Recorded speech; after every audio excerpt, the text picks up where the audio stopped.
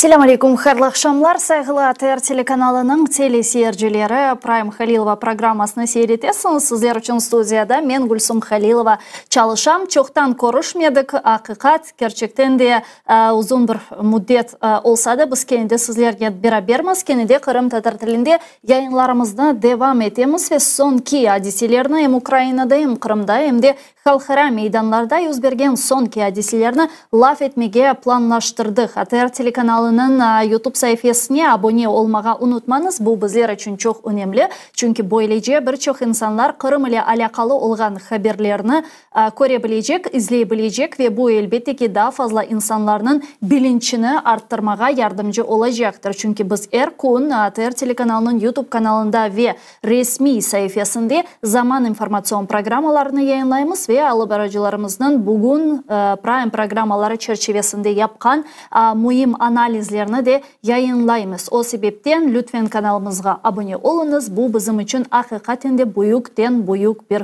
destektir. İş bu yayında biz çeşitli suallerini laf etmege planlaştırdık. Olar sırasında elbette ki işgal etilgen Kırım'a Ukrayna silahlı kuvvetlerinin şiddetleştirgen saldırıları, özellikle Rusya'nın harbi noktalarına gerçekleştirgen saldırıları, Kırım'ın farklı bölgelerinde, farklı yerlerinde yüz bergen demek hücumlar ve aynı zamanda Rus işgalcilerinin Kırım'da yapkan eylemleri, Kırım'da yapkan faaliyetleri bu hem mobilizasya hem çeşitli üniversitetlerde dronlarının, arbit tecizatlarının işlep çıkarılığı, misal olarak geçenleri Kırım işgal etilgen, zapt etilgen Kırım Mühendislik Pedagogik Üniversiteti, Kırım'ın işgalci sözde reisi Aksionov'un degenine göre artık Ukrayna'ya karşı cenkleşken Rus arbilerine farklı arbi tecizatlar işlep çıkarayken ama hangi bir böyle arbi tecizatlar nedir?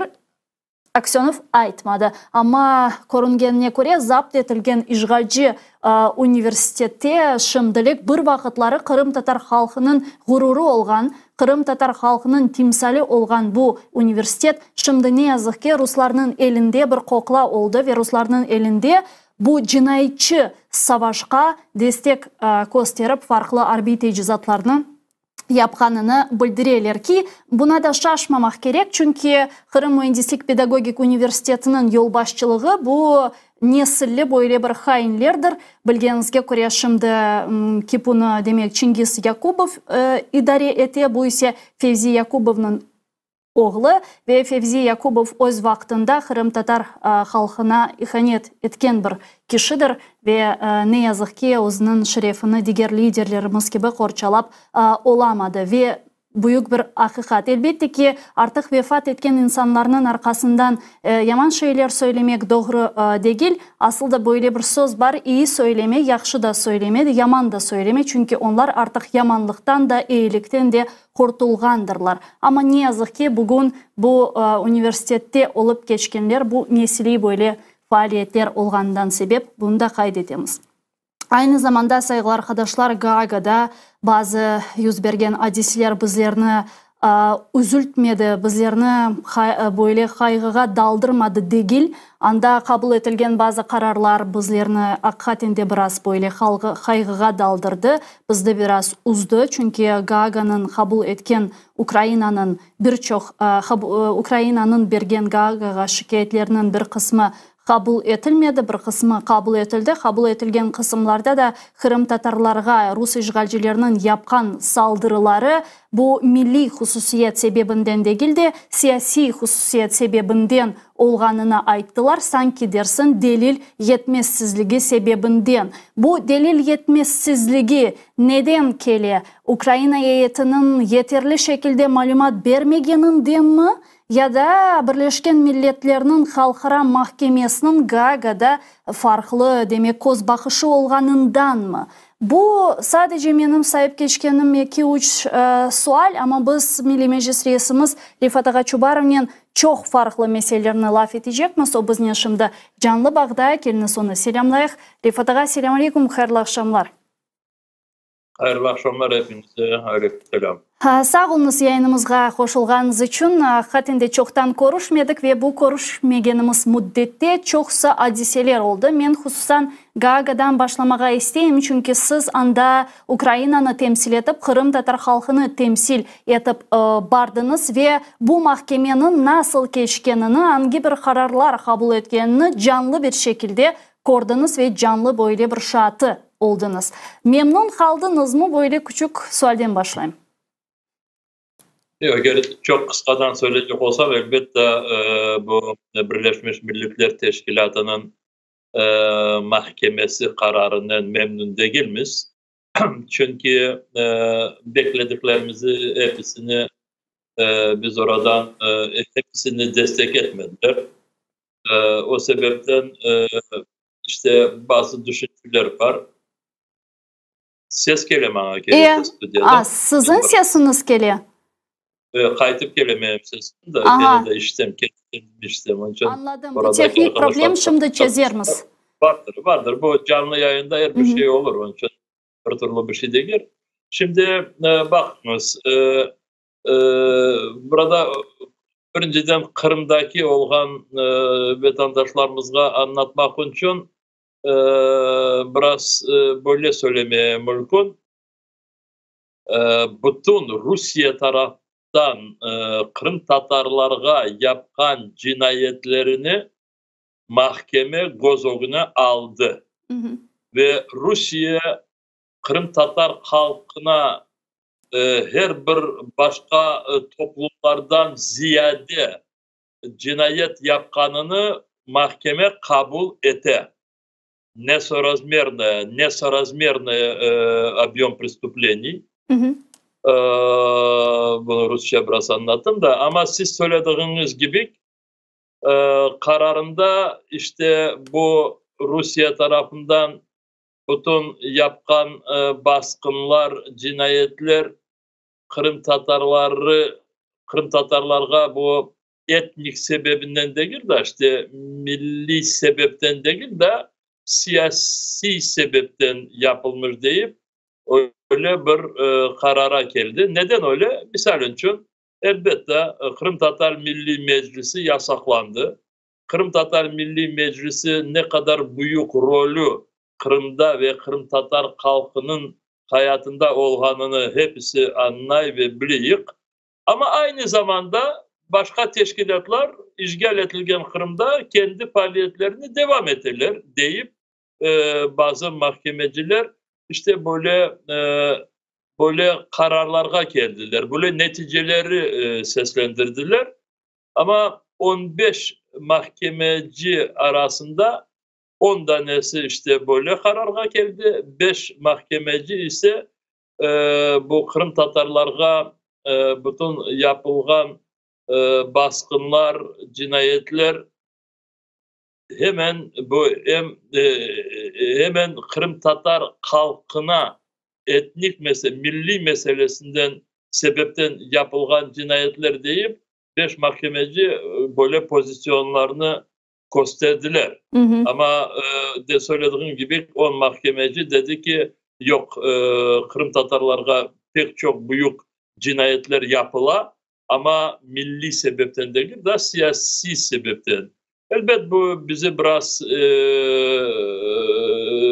evet böyle beni şahsi açıklandırdı. Ben biraz böyle mahkemenin kararından biraz doğru olmadığını her bir yerlerine seslendirdim. Dersin ki bakınız her bir Kırım Tatarlarını hapiske bırakmadılar da o sebepten kimi bıraktılar? İşte kim Rus işgalcilerinden razı değil, kim Rusya'nın yapkan oradaki baskınlarına sesleni, kim orada milletke bütün bu gösterilgen zorlukları azlaştırmaya tırışa, işte onlar Rusya'nın siyasetinden razı olmadıklarını gösterdiler de ve o sebepten Ruslar onlara baskın yaparlar. Ruslar o sebepten işte Nariman Celallı olsun, Server Mustafayev, Seyran Saliyev ya da kardeşler Abdullayev, ya da bilmeyeyim orada 125'ten ziyade Kırım Tatarlarını mahkemeye bıraktılar. İşte onlar Rus politikasına razı değiller de o sebepten onları şimdi mahkemeye bıraktılar diye böyle bir kararga işte kelgen gibi destek ettiler. Biz bundan razı değiliz. Ama devam edecek çalışmalarımızı. Ben bugün Kırım'da bu Kod Televizyon akşam kahvesi diyen her vakit Rus dilinde alıp bargan programını baktım da biraz yetiştirmedim çünkü bazı konuşmalarım var idi. Ama bir 10-11 dakika seyrettim. Vay Allah, orada bu bütün akılgan yalanları ve mesele tek yalanda değil. Mesele oradaki kendilerine Kırım Tatar diyen kişiler o kadar böyle oturtup Rus taraftarları gösterirler. Bu İbrahim Osmanov ya da Şirin diyen uydurgan isimli ya da orada Cengiz Yakubov ya da bilmeyen başkaları da orada vardı. Esadullah Bayırov. İşte oportalar da değiller bana mahkeme Rusya'nın Ukrayna'nın bütün yalanlarını açıkladı da ve biz gene de şart ettik işte Rusya Kırım Tatarlarga yakın bir dost ve Rusya'nın bütün Kırım'da yapkanları Kırım Tatar milletinin geleceğine bağlıymış. İşte kendilerini orada o kadar bu şekilde bu taraftan milletimizin o günde bu Kod Televizyon programmasında gösterdiler. Eminim bizim soydaşlarımız, halkımız onların hesabını ya da onların yalanlarını çok yaxşı anlaydır. Ben nege de biraz dikkat ettim. O kadar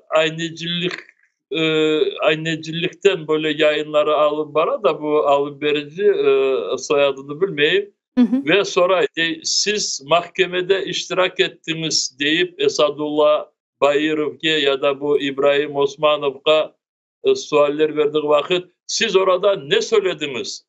Birinciden bu herifler orada yakın yok edilir bu mahkemenin toplantısına. Aslı Rusya delegasyonu gelmedi oraya. Bu 31 yanvarda. Evet, yazda, İyun ayındaki olan toplantılara gelmiş ediler. Ama şimdi bana söylemesi biraz çağımsız geliyor da çünkü benim için ana bu İbrahim Şirin namussuz ana babası da buna belki dikkat ederler. Söylediğine göre işte bana orada atladım, patladım, meydana çıktım, Rifat Çubarım'ı bekledim, o da korkak olarak kaçıp geçti, öyle bir şeyler. Ben size onu anlatayım ki Rus delegasyonu avtobuslara bu büyükelçilik taraftan nasıl böyle sokup bu azbara getirir dediler. Öyle de mahkemedesin hemen onları avtobuslara tıkıp Keneda büyükelçilikle ya bilmeyeyim ne yere alıp getirirler de işte adamlar endi Rus işgalcileri bazı yerlerini yalamakta o kadar kendilerinin yakın göstermeyi Ruslara çalışıyorlar da ve yalanlar söylediği yalanları o kadar bir böyle sınırsız ki ama onları endi başka çok konuşmaya istemeyeyim. Milletimiz hepsi her bir şeyinin farkında ve 2014'ten başlayıp bugünecek bana bu 10 yıl devamında milletimizin, halkımızın başına ne kadar zorluklar geldi, ne kadar insanlarımız öldürüldü. Yüzlerle insanlarımız şimdi mahkemelerde ve 124-125 kişi şimdi Rusya'nın bütün bu uzak topraklarında seçilmiş ve ben onların şimdi bütün soyadlarını da söylemeye olmam. Ya da gençlerimizi alıp bu Rus ordusuna mecburen Rus ordusuna gidirip cenke yollaylar. Ya da binlerle genç kardeşlerimiz, yetişmiş erkeklerimiz korantalarını alıp da Rus ordusundan uzaklaşmak için Kırım'ı terk ettiler. O kadar milletimize şimdi büyük böyle bir zorluklar, acılar getirilir de ve bu nedir şu Esadullah Bayırov, Cengiz Yakubov, bu İbrahim Osmanov Şirin ve onların gibi bir 4-5 tane zır toplar. Bu insanlar niye şimdi o kadar emin ederlerken ben anlamayayım. Çünkü Kırım'ın geleceği her bizim birisimize bilgili Kırım azat edilecek ve pis Ruslar oradan kaçıp gidecekler. Ya kendi halkına o kadar böyle kainlik yapan kişiler nerede kalacaklar iken bu yalanlarının, bu cinayetlerinin işte mahkemenin kararını sonuna geldiği vakit böyle söylemeyi isteyeyim ki bu işte sonunacak adalet tarafını almamaya tırışkan mahkemeciler işte böyle Emir Ali Ablayev, Esadullah Bayırov, ya bilmeyeyim işte diğerleri kişilerin gibi yapkan faaliyetlerini orada kotardılar da dediler ki bana bize göre Moskova, Ruslar tek siyasi meseleden onlara karşı olan kişileri de baskın yapalar. Diğer halkımıza dersin ki onlar yaxşı bakalar. İşte bu yalanlar varıp oraya da çıktı ama çok uzatılmayacak bu yalanlar, vakti hepsinin gelecek. Ya mına misal olarak Kırım Tatar Resurs Merkezi ile bağlı böyle meraklı bir haber peyda oldu. Aynen bu karar Gaga'da bu gibi karar kabul etilgeninden sonra Ruslar Kırım Tatar Resurs Merkezi'ni bu istenmegen teşkilatlar cedveline kirsetti ve bu da bir ironiya, bir paradoks aslında. Gaga etnik cihetten hiçbir baskı yoktur degeni vakit Ruslar bunu daha bir kere ispatlaylar ama karşısını ispatlaylar ve bizim teşkilatlarımızda de bu istenmegen cedveler sırasına koşuyorlar ve Kırım Tatar Resurs Merkezi'nin yol başçısı ve aynı zamanda Milli Meclis azası Eskender Agabariev'nin söylegenine göre bu gibi kararın kabul edilmesi bu Ukrayna heyetinin yeterince deliller getirmegeni ve yeterince çalışmaganı sebebindendir. Sizce de mi öyle? Şimdi öyle de olabilir. Çünkü bu karar indi yakında bugünlerde alındı da ne olsa da seslendirildi. Ben bilmem ne vakit aldı bu Kırım Tatar Kaynak Merkezi'ne karşı. Ama ben de bu mahkeme, Gaga'daki mahkeme toplantısından son jurnalistler toplandılar ve soradıkları vakit dedim ki bu mahkemenin kararı dersin ki böyle Ruslarga, Kırım Tatarlarga daha çok ziyade baskın edilmesine böyle bir razılık veren gibi görünüyor bana dedim.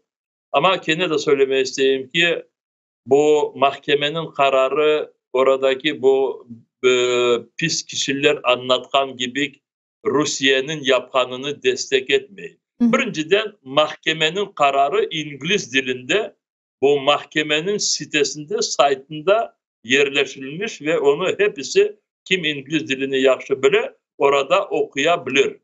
Bu birincisi. İkincisi biz şimdi bu kararını Ukrayna diline çevrilmesini davranıyık ve yakın zamanlarda Ukrayna diline çevrilse bu karar biz onu mutlak Kırım Tatar Milli Meclis'in kaynaklarının ya da diğer sitelerimizin sayfelerinde biz onu yerleştiririz ve her bir insan istediği insan kendisi okusun da ve kendisine karar alsın. Daha bir kere de söylemeyi isteyeyim. Orada yazılmış. Ruslar Kırım'ı zapt ettiler. Ruslar Kırım Tatarlarga karşı sınırsız böyle baskın yaparlar. Ama işte bize gelişmegen yeri bu baskınlar Kırım Tatar halkına umumi böyle oradan sürmek için, oradan ezip Kırım'dan çıkarmak için değil de işte siyasi problemalarla bağlı yapılmış deyip öyle bir karar aldılar. Biz bunu şimdi beğenmediğimizi anlatıyık. Çünkü gerçekten öyle değil. Gerçekten işte ya darmadağın yaptılar da milletimizi aşağı yukarı şimdi çeşit türlü rakamlar gösterirler. Bazıları değiller 35 bin, bazıları 50-55 bin değiller. 50-55 bin Kırım Tatarı Kırım'ı bu sonki seneleri Kırım'ı terk etmeye mecbur oldular. Ve bu şimdi orada aynı zamanda da milyondan ziyade Rus pislerini oraya getirip yerleştirdiler. İşte bu Esadullah Bayırov ya da bilmeyim Cengiz Yakubov ya da İbrahim Osmanov Şirin de diğerleri gibi kişiler buna maktanacak olsalar, bu sebepten Rusya'nı böyle Rusya'ya daha çok yakınlaşacak olsalar, o zaman anlaşıldı ki bu kişiler orada milletimizi Rusya tarafından sonlanacak yok etmeye alıp varılgan adımları onlar gözlerini kapatalar, koreler ama milletke bunu söylemeye hiçbir türlü cesaretleri yetişmey. Ve evet, vakti geldiğinde halkımız bu yalancılarga hepsini kaytaracak. Öyle bir kaytaracak ki ben şimdi bunu düşündüğüm vakit biraz işte nasıl olacağını, o nasıl olsun da orada da ziyade zararlar birbirlerine olmasın deyip onu düşündüm. Ama gerçekten de bugün Rus taraftarlarını alıp da kendi insanlarına karşı çıkan Kırım Tatarlarını birisi orada affı etmeyecek. Çünkü Rusların bütün şimdi yapkanları yetişkin kadar milletimizi orada ezip aslı yok etmeye davranırlar. Mına bilesiz, mında bazıları şöyle bir sual sordu. Aslında ne farkı var dediler. Siz şimdi çok yaxşı ve tafsiyatlı bir şekilde anlattınız ama misal olarak Kırım Tatarlarga yapılgan baskılar anlaşıla ki bu hem etnik, yani hem milli hem de siyasi sebeplerini taşıyor. Çünkü bugün Kırım'da Ruslarga karşı çıkan, Rusların işgalini 2014'ten beri bugüne kadar en büyük böyle konsolide kuvvet olarak Kırım Tatarlar çıktılar ve onlar hem siyasi bakışlarını gösterdiler, hem siyasi cihetten işgalcilerini kabul etmeyler, hem de böyle bir genetik cihetten bizim Ruslarga binayen nefretlerimiz var. Neden? Çünkü onlar asırlar boyunca bizni 1783 senesinden beri yok etmeye çalışıyorlar. Yani bunda hem siyasi sebepler var, hem etnik sebepler var. Birini seçmeye mümkün değil elbette ki. Ama misal olarak bu açıvlandırganın sebeplerinden biri nedir? Bu siyasi cihetten seçilgeninde demek daha az mı ceza verilecek? Etnik cihetten yapılgan misal olarak baskılar daha ciddi ceza mı getiriyor? Şimdi bakınız, burada bu uluslararası ya da halkara mahkemelerin de her bir mahkemenin işte böyle bir inceliği var, özelliği var. Особенности Rusça dediği gibi işte bir özelliği. Şimdi Birleşmiş Milletler Teşkilatı ne kadar önemli olduğunu hepimiz biliyoruz. Ve 2. Dünya Savaşı'ndan sonra tiklengen Birleşmiş Milletler Teşkilatı bu hayatta işte bütün milletler daha çok berbat olmasınlar, devletler arası işte barış olsun ve bu meseleleri çözmek için Birleşmiş Milletler Teşkilatı böyle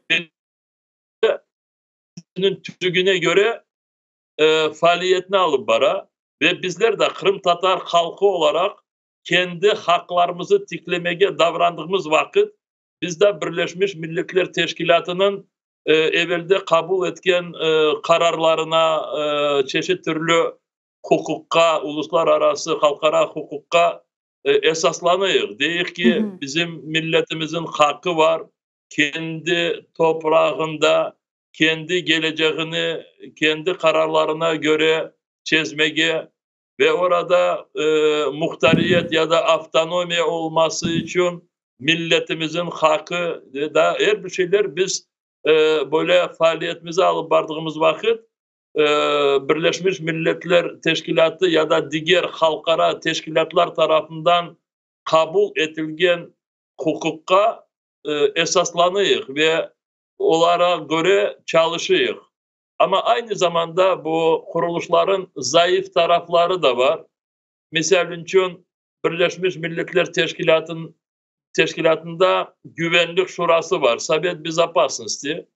Ve orada 5 ülke, 5 devlet, onların içinde Rusya da böyle devamlı şuranın devamlı azaları, постоянные члены ve onlar eğer bakılgan bir meselede karşılık gösterseler o meselede karar alınmayı.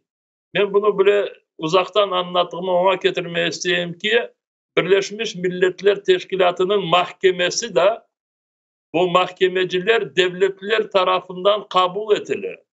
Ve bu mahkemecilerin arasında farklı devletlerin azaları var. Mahkemeciler İran, Kıtay, başka Somali olsun, çeşit türlü ülkelerden, elbet Avrupa ülkelerinden de var, Amerika'dan da var. Ve kararlar kabul edildiği vakit bazı devletler kendi vatandaş mahkemecilerine çeşit türlü böyle bir alakaları var. Bana misal için Rusları korçalayan hukukçular, advokatlar, çünkü bu mahkeme 2016 senesi başlamıştı. Dava, mahkemede dava. Ukrayna'nın Rusya'ya dava. Ve Ruslar bir grup advokatlarını işte çalıştırmaya başladılar. Ama 24. Fevral 2022 seneden sonra bu advokatların çoğusu Rusları korçalamaya devam etmeye razı olmadılar. Çünkü bütün bu Rusya tarafından yeniden yapılgan bütün cinayetleri göz önüne aldılar. Buça, Gostomel, İrpen, işte o tarafları. Ve dediler ki biz böyle devleti korçalamaya hazır değiliz. Çünkü o kadar cinayetler yapasınız da biz advokat olarak sizlerini korçalamaya olmak deyip onlar çekildiler bu davadan. Ve Rusya o zaman işte İran, Kıtay o taraftan advokatları aldı. Ben şimdi bunda hepsini söylediğimi ona getirmeye isteyeyim ki mahkemenin kararında tek adalet prensipleri değil de orada başka faktörlerin de rolü var. Başka faktörler dediğim vakit ben Rusça bazı intervüler verdiğim vakit Ukraynaca dedim ki bu mahkeme de Birleşmiş Milletler Teşkilatı'nın diğer organları gibi bu mahkeme de bir reformaya layıktır.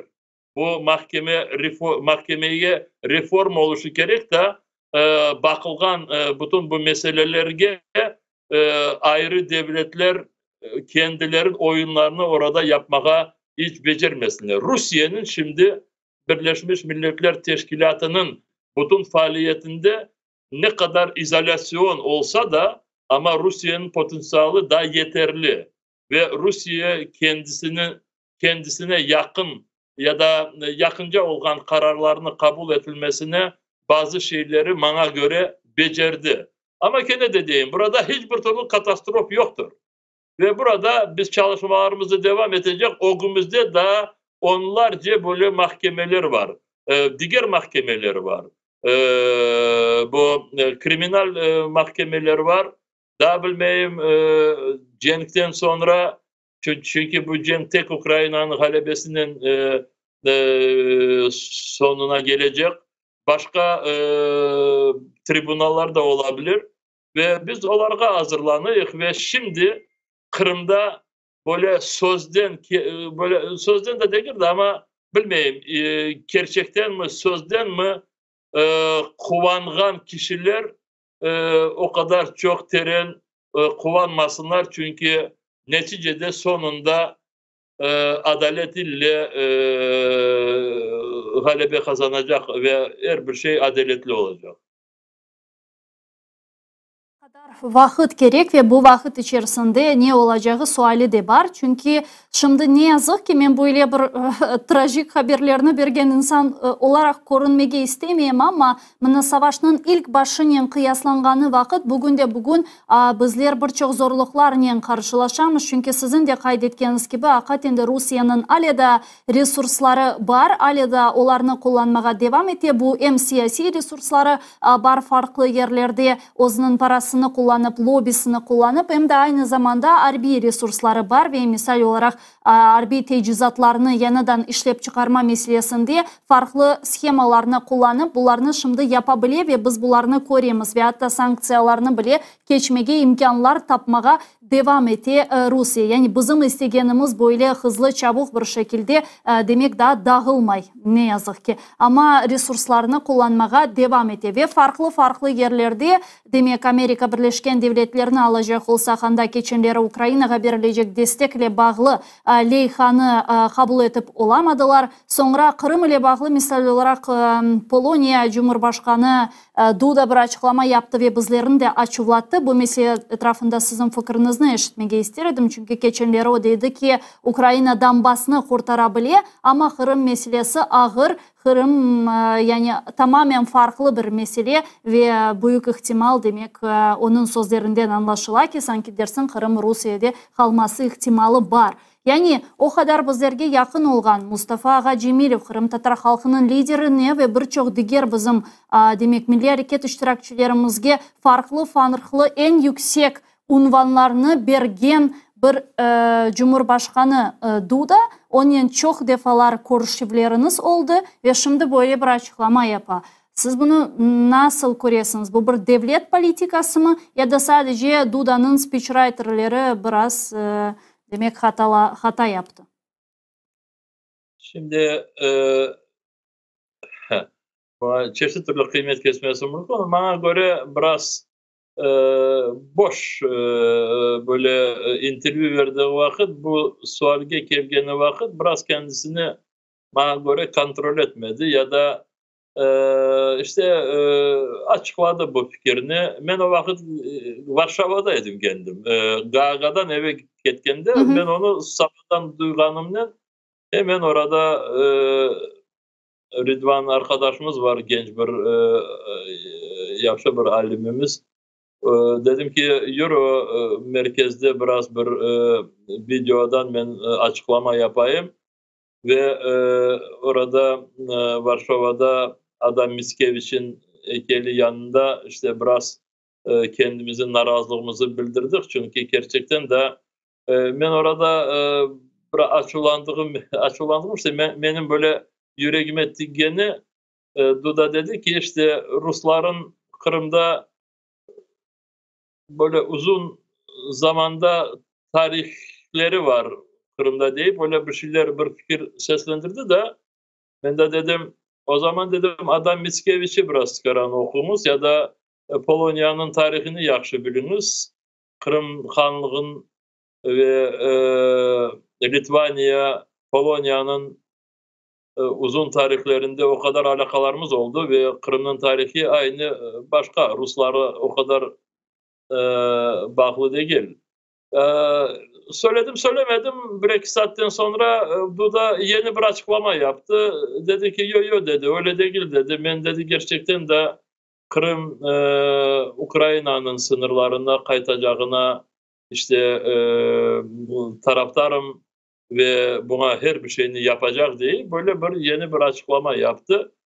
Bu onu gösteriyor ki şimdi bu dünya politikasında her bir şey tek Ukrayna Rusya'nın savaşının bağlı değil de ya da tek Kırım'dan. Biz öyle isterdik ki bütün dünya yapışsın da ve bu meselenin adalet yolunda çözmeye biraz davransın da tez çözülsün diye biz böyle düşünürük ama dünyada çok farklı başka olaylar oluyor. Orada İsrail, Filistin cenki, orada bu başka ülkelerin pis davrandıkları isimlerini çok söylemeyi istemeyeyim ve o sebepten bizlere kendimizge seçim etken yoldan hiçbir böyle yanlışka çekilmemeye gerek. Çünkü bazı siyasetçiler bu mahkeme kararı gibi. Bazı siyasetçiler kendi menfaatlarını çözmek için sebep aradıkları vakit belki de bizim yanlışlarımızı sebep olarak kullanabilirler. Misal için birisi der ki Kırım endi yoruldu, Kırım endi kaytarmağa ya da Rusları Kırım'dan çıkarması zor olabilir. Ya Kırım Tatarlar da orada endi alıştılar. Elbette Kırım Tatar Milli Meclisi'ni yasakladılar. Elbette yüzlerce Kırım Tatarları hapiske bıraktılar. Ama bakınız orada Millet diyen bir televizyon kanal var. Kırım Tatarca iken ama orada Kırım Tatarcası endi kalmadığını onlar göz önüne almayırlar. Hani bu akşam kahvesi diye programa başladığından bugünece bütün Rusça bir taraftan ben onları anlayayım. Kırım Tatar dilinde pis işleri yapması belki kolay gelmeydir. Ve kendi milletine böyle pislikler yapacak olsan tek ana o pis milletinin dilini konuşacaksın. Başka olmay. Ama bu kod televizyon ya da kendilerine millet diyen televizyon kanalını alsak şimdi onlar hepsi bir programaları var Kırım Tatar dilinde ama bazı siyasetçiler diğer ülkelerde değiller ki orada onların kanalları var. Kırım Tatarca sabahdan akşamacık, akşamacık sabahacık. Öyle değil de. Ya da değiller ki orada onların müftileri var. Ve o müfti orada bütün Kırım Müslümanlarının haklarını korçalay. Ve orada bütün adalet olması için sabahdan geceyecek çalışa ve davrana. Ama bu kendisine mufti diyen kişi birinciden varıp da şimdi onların çalışkanlarını o siyasetçiler bilmirler.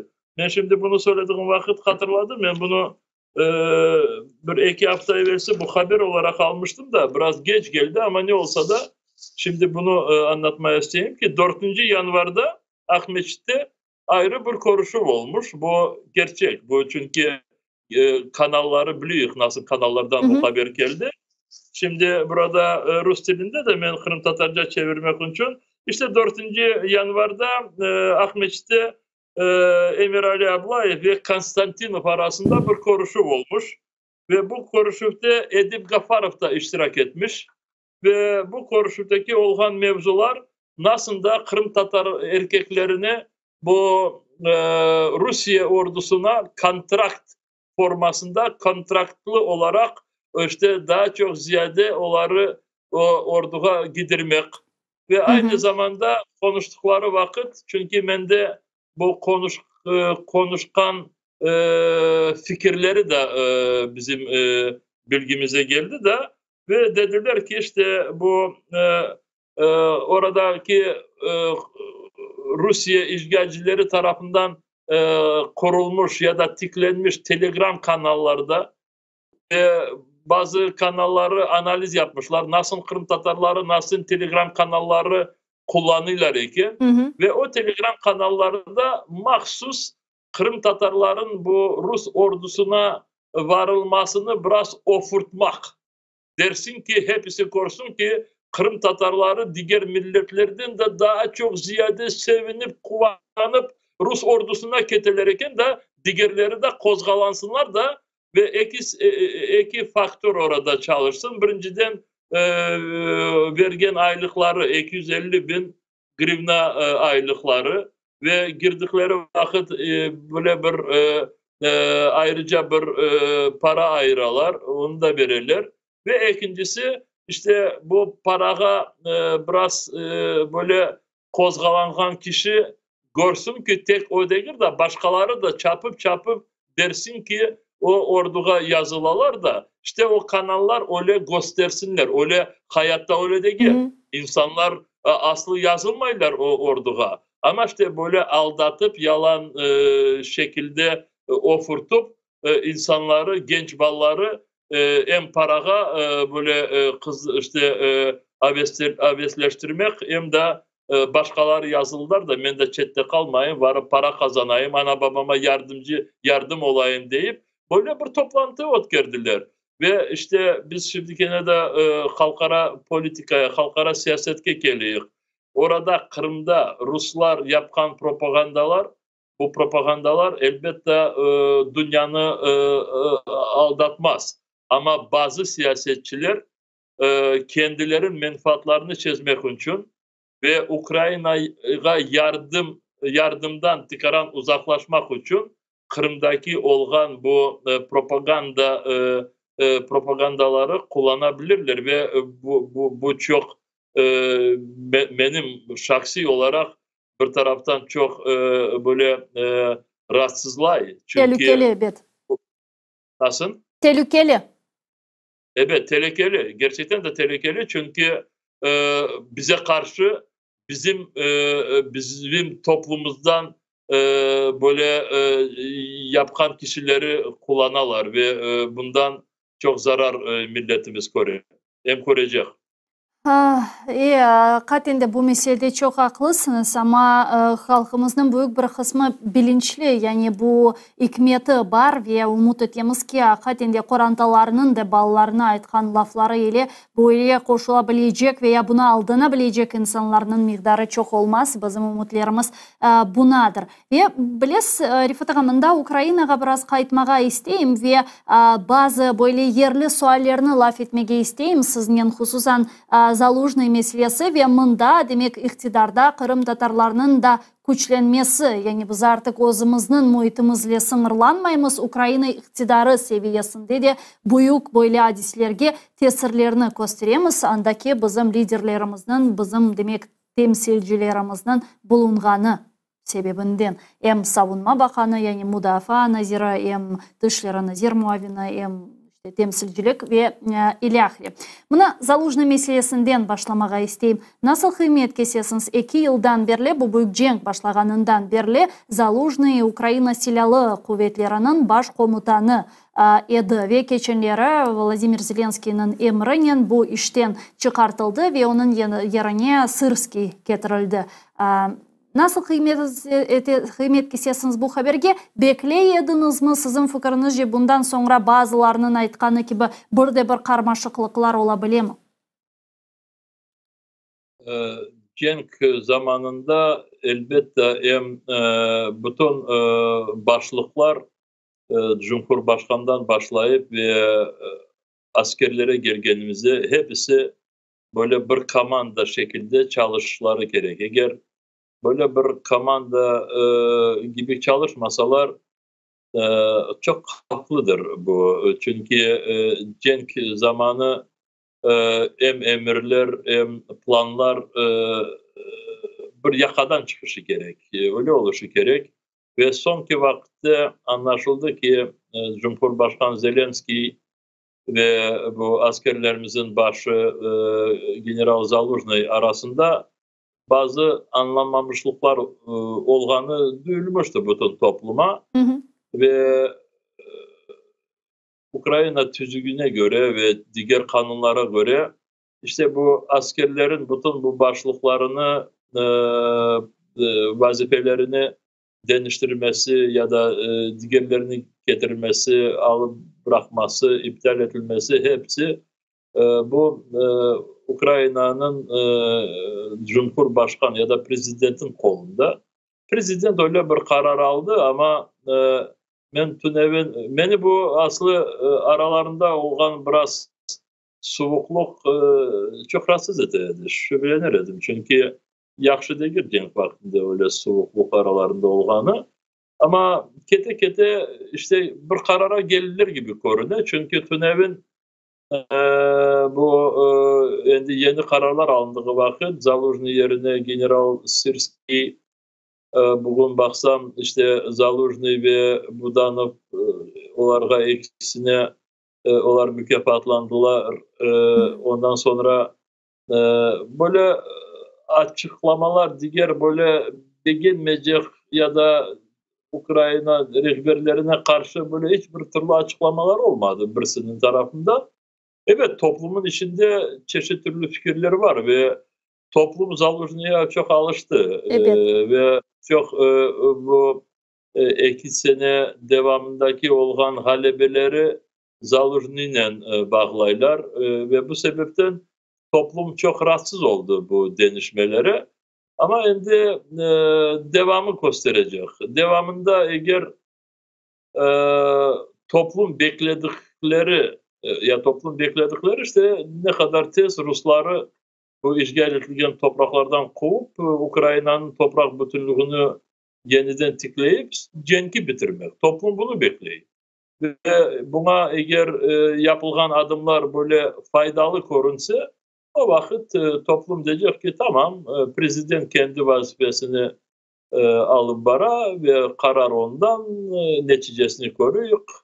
İnşallah öyle de keter. Ama burada başka meseleler de var. Tek generalları değiştirmesinden mesele çözülmeyecek ve birinciden işte bu bizim yanımızdaki olan devletlerin destekleri. Şimdi biraz burada zorluklar var. Bunu hepsi bilemem. Burada hiçbir türlü gizli şeyleri açıklamayayım. İşte Amerika koşma devletleri tarafından beklediğimiz yardımlara da sonki kararlar alınmadı. Bizim devletimiz için çok önemli.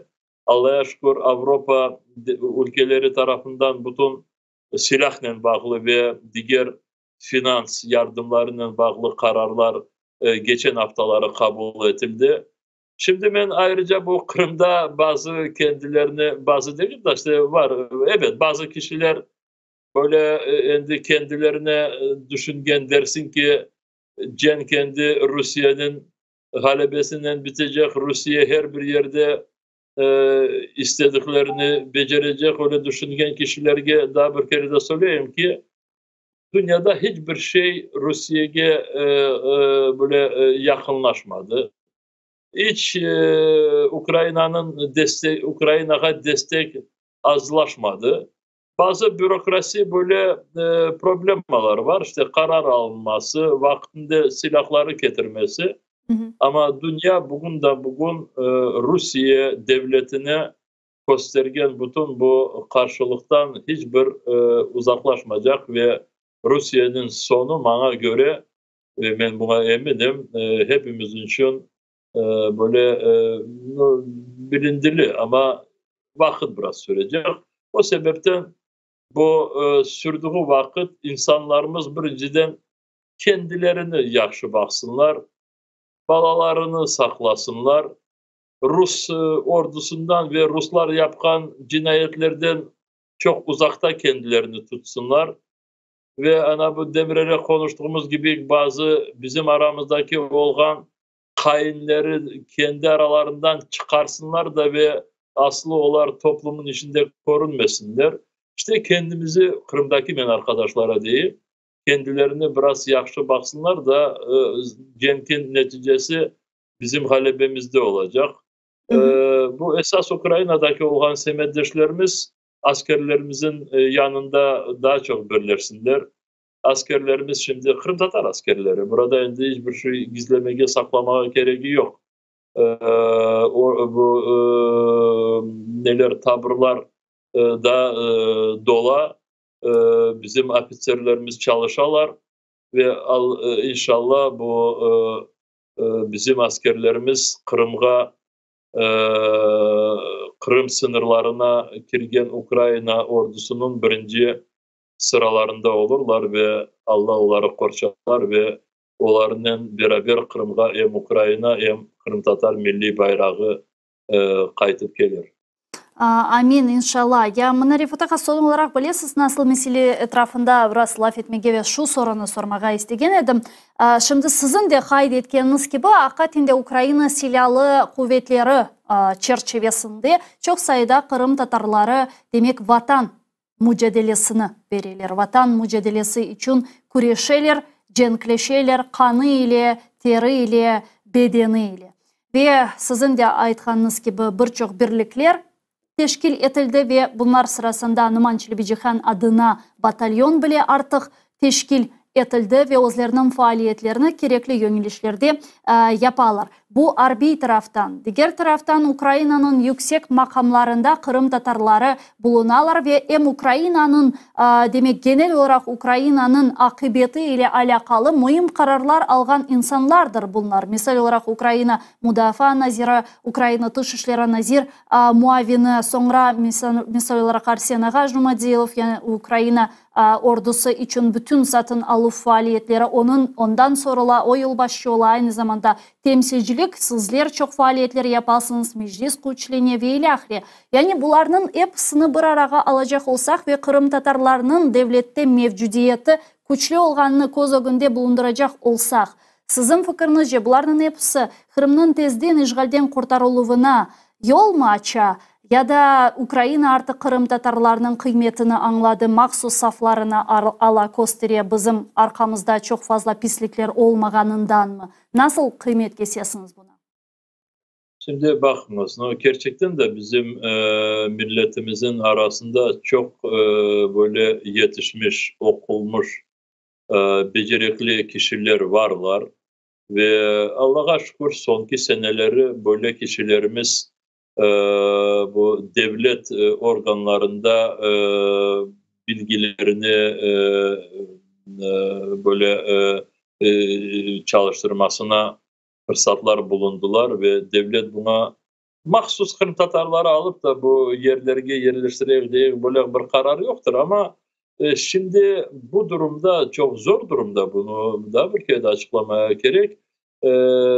Devlet organları böyle tecrübeli ve namuslu kişileri bu çalışmalar, anlarsınız, ve bizim soydaşlarımızın arasında böyle kişiler Allah'a şükür tapıla ve o sebepten böyle çok azınlıkta olan toplumdan 4-5 kişi hemen böyle yüksek pozisyonlarda peyda olsa hemen bütün topluma korunuyor ki her bir tarafını dersin ki Kırım Tatarları basıp aldılar. Ben öyle laflar da işte. Var. Ama öyle var öyle laflarda.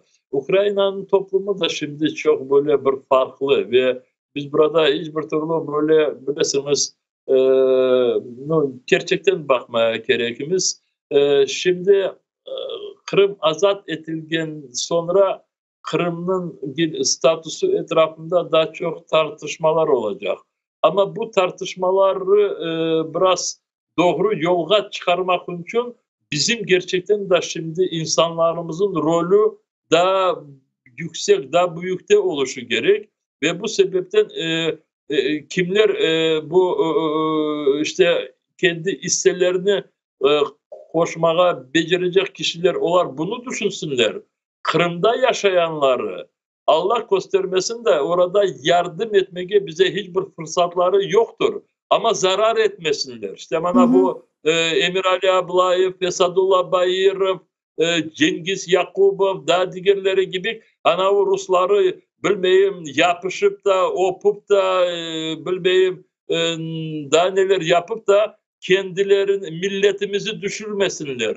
Yok, onun milletimiz düşürmez. Çünkü dedim ki yüzlerle Karaman namuslu kişilerimiz şimdi hapisteler ya da evlerinde ama tamam, bunu çok uzatmayayım. Çünkü çok insanlara bugünleri varıp evlerinde baskın yaparlar. Biz insanların adlarını söylemeyiz çünkü kendileri, akrabaları istemeyiler. Ama bugünleri insanlarımız dikkat olsunlar. Evlere gelirler, kadınlara gelirler. 50 yaşından ziyade olan kadınların evlerinde aramalar yaparlar. Çeşit türlü baskınlar gösterirler. İşte bu milletimiz budur. Milletimiz trenen milletimiz. Ama işte Kırım'ın geleceğine bağlı bütün bu çalışmalara şimdi becerdiğimiz kadar bu kapılar, fırsatlar açılışı gerek. Ve bunu her bir kişi becerdiği kadar bugün kendi hissesini koşabilir. Devlette çalışanlar işte daha çok yaxşı çalışsınlar. Genç askerler, genç oğlanlarımız, gençlerimiz bu askerlerimizin yanlarında daha çok birleşsinler. Onların sıralarını, saflarını alsınlar. Kırım'daki yaşayan kişilerimiz de işte orada kendilerini böyle bir temizlikte birlikte tutsunlar. Böyle söylemeye belki de layıktır. Büyükten büyük teşekkürler Rifat ağa, çok sağ olunuz. Yayınımızga koşulganınız ve suallarımızga cevap bergeniz için Nevbet'teki yayınlarımızda görüşmek üzere. Teşekkürler.